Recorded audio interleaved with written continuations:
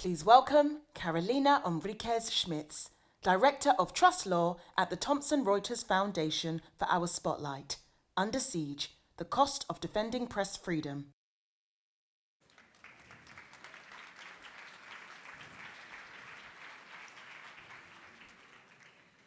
Hi, everyone. Meet Mario Castañeda, Beatrice Metetwa, Vaisal Oak, Rezul Timur. These and the tens of other faces you see on the screen are all lawyers who have sacrificed their careers, their freedom, and their privacy and safety in the defense of media freedom.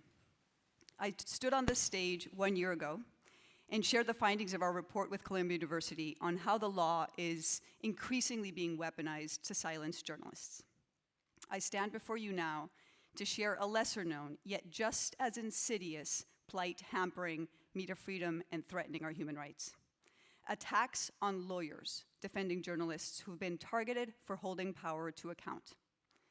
Behind all those cases against journalists who have become household names, like Evan Gershowitz, Maria Ressa, Jose Ruben Zamora, there are the often unseen lawyers representing them and taking remarkable risks to defend them. As lawfare against journalists escalates in intensity and complexity, lawyers play a critical role in safeguarding free and independent media. As a result, they themselves are becoming the targets of a whole range of attacks that seek to undermine these efforts. In particular, governments around the world are threatening, arresting, and prosecuting lawyers to deter them from representing journalists or human rights defenders. This has become a very effective strategy. It sends an unequivocal message, not just to the individual lawyer, but to the entire legal profession. If you pursue these cases, we will go after you. The potential chilling effect cannot be understated. While databases exist that track the targeting of journalists, that is not the case for the lawyers representing them. To fill this gap, the Thomson Reuters Foundation, in partnership with the American Bar Association's Center for Human Rights and Media Defense, conducted a first-of-its-kind review of individual cases of harassment or persecution of lawyers defending journalists.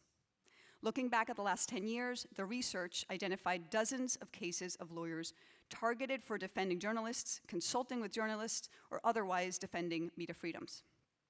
Most of these attacks happened in the last 5 years, showing a clear escalation. The research has identified cases in Vietnam, Ethiopia, Zimbabwe, Azerbaijan, Iran, Yemen, Tajikistan, Russia, China, Hong Kong, to name a few. Unsurprisingly, many of these countries also happen to be among the world's worst jailers of journalists. But this surge in attacks on lawyers is not limited to dictatorial and authoritarian regimes. There are notable cases spanning most continents and including supposed democracies. These findings are deeply problematic, yet they're not truly representative of the scale of the attack, of the persecution lawyers face globally. It is the tip of the iceberg. Information on this topic is scarce, with some cases never reaching the legal system or being publicly available. But when the government is involved in persecuting lawyers, harassment and threats often go unreported by lawyers to protect themselves, their families, and their clients from further retaliation. Through the research we undertook, we identified a wide range of threats facing journalists who represent lawyers who represent journalists. There are three that stand out as the most damaging and most pervasive. Perhaps unsurprisingly, one of the most common threats that lawyers faced was interference with their ability to represent their clients. Lawyers defending journalists often had their property, including case files and data, illegally seized during police searches. This is what happened to Azerbaijani lawyer Elchin Zadigov and his client Ayaz Zeynali, owner and chief editor of the independent news outlet Zural TV. In 2022, both were detained while officers from the prosecutor's office searched their homes and their offices and seized Zadigov's mobile phone and documents, including confidential case files. Even after Zadigov's release, with his criminal case still pending, authorities have kept his phone and computer in government possession. Some lawyers were also not allowed to meet or communicate in private with their clients in detention, and were forced to turn in case notes for what should have been private conversations with their clients. With the proliferation of technology, which we've heard a lot about today, cyber attacks to obtain confidential information on client case files have become commonplace, and spyware is being increasingly used against lawyers to read text messages, listen in on calls, collect passwords, and harvest information from their devices. Lawyers aren't trained in cybersecurity at law school, but for those working on media freedom and human rights, security hygiene is becoming a critical part of the job. Beyond interference, the research found that several other methods have been implemented to undermine the lawyer's ability to practice their profession and to represent journalists and human rights clients. From arbitrary disbarment and suspension of law licenses to misuse of bar association ethical rules and disciplinary proceedings, governments around the world are using professional associations to disable defenders of media freedom. These mechanisms not only impede a lawyer from practicing their profession, but threaten their means of livelihood. An illustrative case is that of Vietnamese human rights lawyer Vo An Don, who was subjected to disciplinary proceedings by his province's bar association and disbarred a few days before the appeal in a case of a prominent dissident blogger. Don exhausted all possible remedies, legal remedies, to challenge his disbarment in Vietnam, to no effect. Following his disbarment, Don couldn't practice law and struggled financially, and has since fled to the US. Governments are further expanding the ways in which they silence journalists and their lawyers, going as far as to label lawyers foreign agents. Russia adopted a vague foreign agents law, which has been used repeatedly to crack down on independent civil society and opposition, closing organizations and jailing dissenters. Over the past several years, there's been a proliferation of Russian-style foreign agent laws in other countries, and they're being used to subject lawyers to additional scrutiny and restrictions, while diminishing their professional reputation. Last, but certainly not least, the most concerning trend and most concerning finding of the research yet is that lawyers were repeatedly targeted through the use of arrests and lawsuits, particularly criminal lawsuits. Often they were pretextually detained, arrested, charged, and convicted under anti-state and anti-terror legislation. And these criminal suits can be accompanied by years-long detention, fines, suspensions of law licenses. The targeting of lawyers through lawsuits is an effective intimidation tactic to dissuade lawyers from representing journalists. Take the case of Ivan Pavlov, a prominent Russian lawyer who specialized in access to information and was the director of Team 29, an association of lawyers and journalists that provided legal assistance to individuals advocating for the free exchange of information.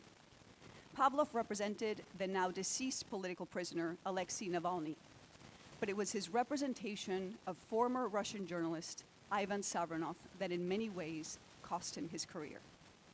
Ivan Savronov was arrested in 2020 and accused of high treason for allegedly sharing classified information with Czech intelligence, likely politically motivated and actually stemming from his 2019 reporting on Russia's sale of fighter jets to Egypt.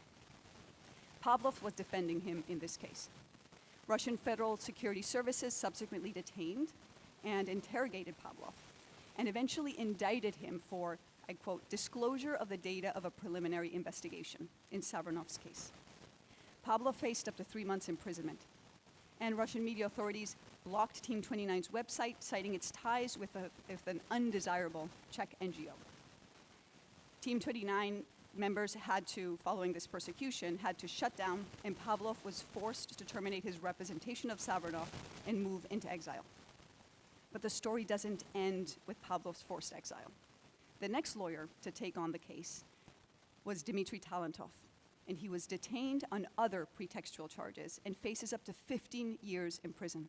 Talantov remains currently in indefinite pretrial detention, reportedly under inhumane conditions.